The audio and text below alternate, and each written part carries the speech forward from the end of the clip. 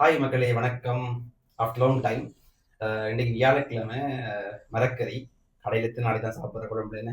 அப்போ வீட்டை புட்டுமா வச்சு பருப்பு கறி வச்சு ஒரு வெந்தய குழம்பு, அதாவது எங்கட வீட்டு சைடில் எங்கள் அம்மா அப்படி செய்கிறாவோ அது மாதிரி அம்மாட்ட நான் கேட்டாச்சு. அதுக்குரிய சாமான் எல்லாம் ரெடி பண்ணிட்டு ஒரு வெந்தய குழம்பும் பருப்பு கறியும் புட்டும் சாப்பிடுவோம் பிளான் பண்ணியிருக்கேன். ஸோ இப்போ செய்ய போகிறேன். அந்த வெந்தய குழம்பு எப்படி இருக்குன்னு பாருங்க. அம்மாவோட வெந்தய குழம்பு உண்மையாகவே டேஸ்ட் நல்லாவே இருக்கும். வெந்தய குழம்போட சோறு, வெள்ளை சோறு தனியாக அப்படியே சாப்பிடலாம். ஸோ நான் வந்து சொல்லக்கூடிய நாக்குறது. அப்ப நான் வந்து அத கேட்டு, அது மாரி வருதோ இல்லையோ தெரியல. நான் செய்ய போறேன். எப்படி செய்ய போறேன், என்னென்ன போட போறேன், உங்களுக்கு கொய்ய காட்டுறேன். நீங்களும் உங்க வீட்ல செஞ்சு பாருங்க. எப்படி இருக்குன்னு கட்டாயம் கமெண்ட்ல சொல்லுங்க. இப்ப நான் வந்து என்னென்ன சாமான் போடுறேன்ட்டு காட்டுறேன். வெந்தய குழம்புக்கு முக்கியமான சாமான் வெந்தயம். அத அப்படியே எடுத்து வச்சாச்சு.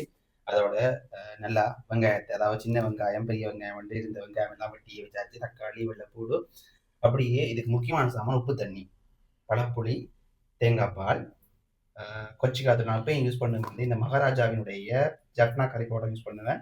எல்லா கறிக்குமே நல்லா தான் இருக்கும். அது மாதிரி மஞ்சள் தூள். சரியா? இவ்வளவுதான் இதுக்குரிய சாமான். நான் எப்படி செய்யறேன்ட்டு ஒரு ப்ரொசஸா காட்டுறேன். நீங்க பார்த்துக்கொள்ளுங்க. ஓகே, அம்மா சொன்ன முறையில் போவோம். அப்படியே அடுப்புல இந்த இருக்கு சட்டியை வச்சாச்சு. இதுக்கு எண்ணொன்னும் போறல.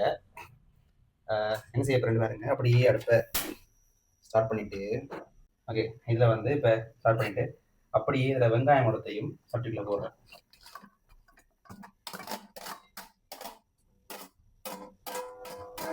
ஏன்னா இந்த கறி நீங்க செஞ்சு வச்சீங்கன்னா அப்படியே இருக்கு.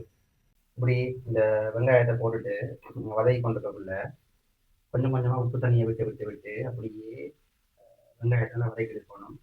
நான் அப்படியே போக்குல காட்டி கொண்டே போறேன். இதுக்கு முக்கியமான விஷயம் என்ன பார்த்தீங்கன்னா, அடுப்பங்கரையில பக்கத்துல நிற்கும். இல்லாட்டி வந்து அடி பிடிச்சிருக்கும். அதெல்லாம் வதக்க துவங்கிட்டு வெங்காயம் செய்யும் தட்டியில் இருந்த வெங்காயம் கொஞ்சம் கொஞ்சமா குறைஞ்சி குறைஞ்சி குறைஞ்சி போகுது. அப்படியே அப்போ இன்ஸ்ட்ரக்ஷன் உப்பு தண்ணியை விட்டு விட்டு விட்டு வதக்குறேன். அடுப்பை உங்களுக்கு தேவையான மாதிரி குட்டி குறைச்சி கொள்ளுங்க. சாப்பாடு சமைக்கிறதுல முக்கியமான விஷயம் பொறுமை. இந்த பொறுமை இருந்தால் தான் சாப்பாடு ருசியாக வரும். நமக்கு அந்த பொறுமை இல்லையே. அதனால சில விஷயத்தை பொறுமையாக இருந்தால் செய்யணும். கஷ்டம்தான். நான் இந்த கண்ட்ரியும் பண்ணி இப்படி செஞ்சு கொண்டிருக்கிறேன். அப்படி பாருங்க எவ்வளோ வெங்காயம் போட்ட மாதிரி தெரியும் ஆரம்பத்தில். இப்போ அப்படியே வதங்கி வதங்கி அப்படியே சுருங்கி தண்ணியோட போய் கொண்டு இருக்குது. நல்லா வதங்கினதுக்கு பிறகு ஓப்பன் வச்சுட்டு அடுத்தது என்ன அடுக்குமெண்ட் நான் உங்களுக்கு காட்டுறேன். ஓகே, என்ன விஷயம்டா, இந்த வெங்காயத்துல பச்சை வாசம் போகும். இந்த பச்சை வாசம் போகும் வரைக்கும் இந்த உப்பு தண்ணியில் மட்டும் தான் வதக்கி கொண்டிருக்கணும். வதக்கி போட்டு இன்னொரு ப்ராசஸ் ஒன்று இருக்குது. அது இன்னொரு தாட்சி வச்சுட்டு அப்படி செய்வோம். நான் உங்களுக்கு காட்டுறேன்னு அப்படி பார்த்துக்கிறேன். மற்ற தாட்சை வந்து அடுப்பில் வச்சாச்சு. கொஞ்சம் நல்லெண்ணெய் விட்டா இப்போ செய்ய போகிற வேலையை மட்டும் பாருங்க. நல்லெண்ணெய் வந்ததுக்கு பிறகு கொஞ்சம் மணத்துக்கு கருவாப்பட்டை, அதாவது விவராத்தில் காட்டில் பிரதான வச்சோம்னா கருவாப்பட்டை அப்படியே போட்டுட்டு அதுக்குள்ள கொஞ்சம் கருவேப்பிலை இல்லை நல்ல லோக்கல் எண்ணெய் வச்சு நீ செஞ்சு கொண்டு போகலாம். அப்படியே 2-3 பூண்டு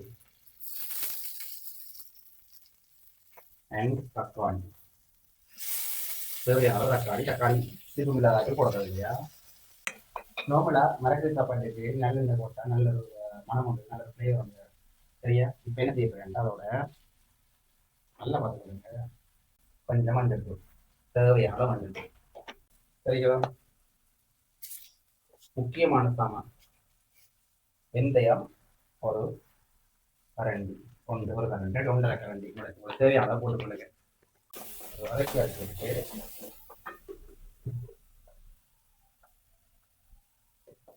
ஏன் சொல்றேன், மகாராஜா ஜப்னா கறி போடுறான் யூஸ் பண்றது. தேவையான அளவு வதக்கி வதக்கிட்டு தேங்காய் பால்,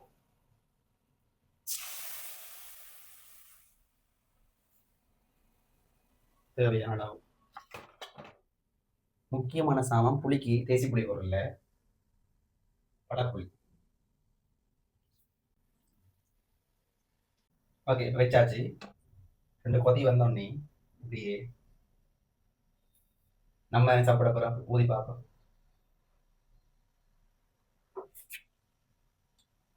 இதில் புளி கொஞ்சம் கூட தந்துருக்கேன்டா. உப்பு ஆல்ரெடி வெங்காயத்தை போட்டாச்சு. அதை டேஸ்ட் பண்ணி பார்ப்போம். உப்பு இருக்கான்னு உப்பு தூக்கலாக இருக்கு. காட்டுறேன் பாருங்க. இந்த எப்படி கொதிச்சு வர பருவத்தில் இந்த வெங்காயத்தையும் போடுறேன். கொதிச்சு வருது.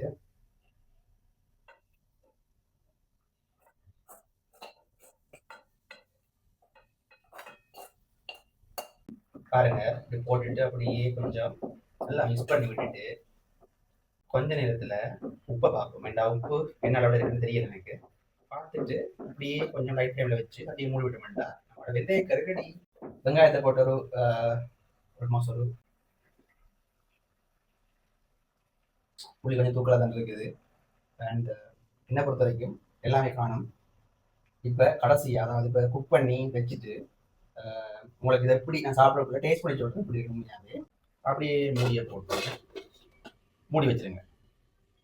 நமக்கு இங்கே ஒரு கறியோட சாப்பிட்டு பழக்கம் சரியா. ஒரு குழம்பு இருந்தால் வெள்ளைக்கறி இருந்து அப்போ என்ன செய்யறேன் டக்குனு யோசிச்சதுல வீட்டில் இருந்து பருப்பு தான் ஞாபகம் வந்தது. அப்போ பருப்பு எடுத்து கழுவி வச்சிருக்கேன். கழுவின பருப்பை சட்டில போட்டாச்சு. அடுப்பு ஓன் பண்றல சட்டில போட்டாச்சு. தேவையான அளவு தண்ணியை போட்டாச்சு. வெங்காயம் போட்டாச்சு. வெள்ளைப்பூடு போட்டாச்சு. கொஞ்சம் கருவேப்பிலை போட்டாச்சு.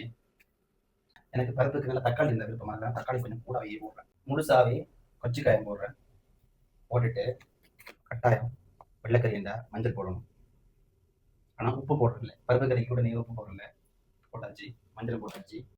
நான் நம்ம அடுப்பு ஓன் பண்ணவே இல்லை. எல்லாத்தையும் போட்டுட்டு ஒரு கிளறி போட்டுட்டு அப்படியே சரியா அடுப்பு ஓன் பண்றேன். வெந்தயக்கரை ஸ்டேட்டஸை பார்த்துருவோம் இப்படி இருக்குண்டு. என்னுடைய வெங்காய வெந்தய கறி இப்படி வந்துக்கிட்டு பாருங்க. இதே நீங்க சோறோடையும் சரி உங்களுடைய புட்டோடைய உடைய பத்திரை அப்படியே வச்சு சாப்பிட வேற லெவலில் இருக்கும். செஞ்சு பாருங்க. செஞ்சு பார்த்து எப்படி இருக்கு கட்டாயம் கமெண்ட் சொல்லுங்க. இப்போ நான் மூடி வச்சுட்டு இந்த பருப்பு கறி இதை ப்ராசஸ் பண்ணி குட்டையமாக வச்சுட்டு சாப்பிடுதாங்க வேணும். வேறு என்ன செய்யறது? இது அப்படியே கொதிச்சு நல்லா கருப்பாக வந்ததுக்கு பிறகு உப்பையும் போட்டு புளியும் விட்டு தலைப்பாடு விட்டு இருக்கீங்கன்னா சாப்பிட முடியல. ஒரு பருப்பு கறிமா பருப்பு நல்லா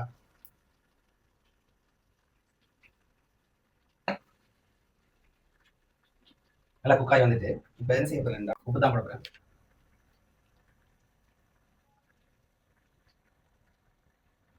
தேசிக்காய் வாங்க வந்துட்டு அது தேவைப்படக்கூடிய அண்டை புளியை விட்டாச்சு. சிறுஞ்சீரகம் தனி கசக்கி போட்டு அப்படியே மேலே போட்டிங்கன்னா நல்ல ஒரு மனம் வரும். சிறுஞ்சீரகத்தையும் போட்டுட்டு நான் என்ன செய்யறேன் அப்படி ரெண்டு கலக்கி விட்டுட்டு பூ புளி ஓகே இருக்குன்னு பார்ப்போம்.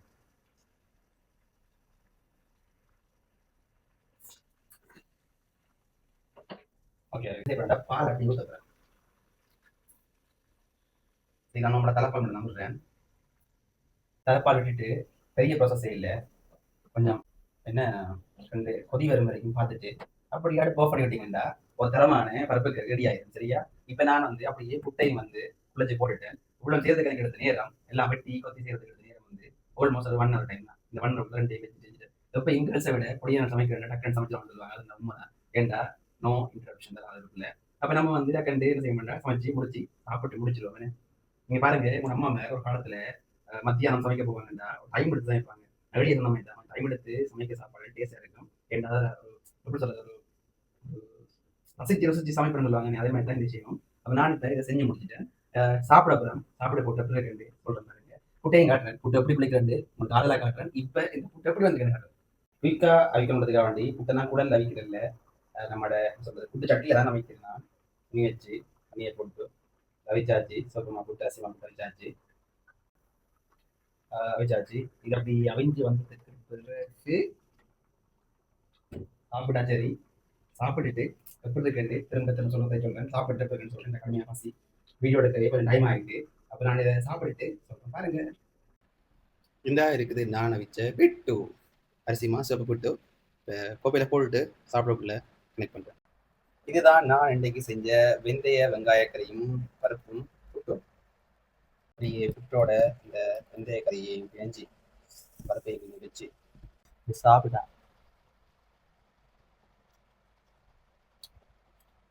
உண்மையாக நல்லா தான் வந்திருக்கு. உங்களை வீட்டை செஞ்சு பாருங்க எப்படி இருக்குன்னு வந்துட்டு கமெண்ட்டை சொல்லுங்க.